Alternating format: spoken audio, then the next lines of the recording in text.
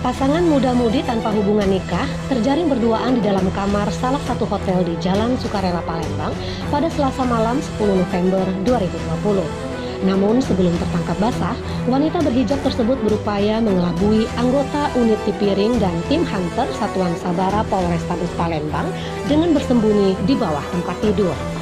Ketika ditemukan, kedua pasangan muda tersebut tak dapat berkutik dan hanya tertunduk malu.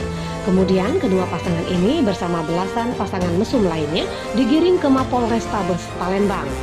Selanjutnya petugas mengajak belasan pasangan tanpa ikatan pernikahan tersebut ke kantor untuk didata. Mereka semua tidak bisa menunjukkan bukti kalau resmi telah berkeluarga atau menikah. Dari data kepolisian, pasangan mesum yang bersembunyi di bawah tempat tidur berinisial DO 25 tahun dan teman perempuannya EO 22 tahun, keduanya warga Palembang. Sedangkan belasan pasangan mesum lainnya diamankan di sejumlah kosan dan penginapan terpisah.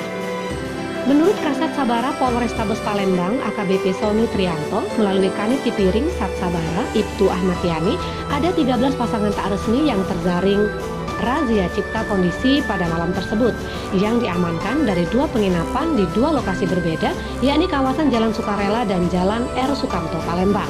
Laporan Mizun Bule dari Mapolrestabes Palembang untuk Anda.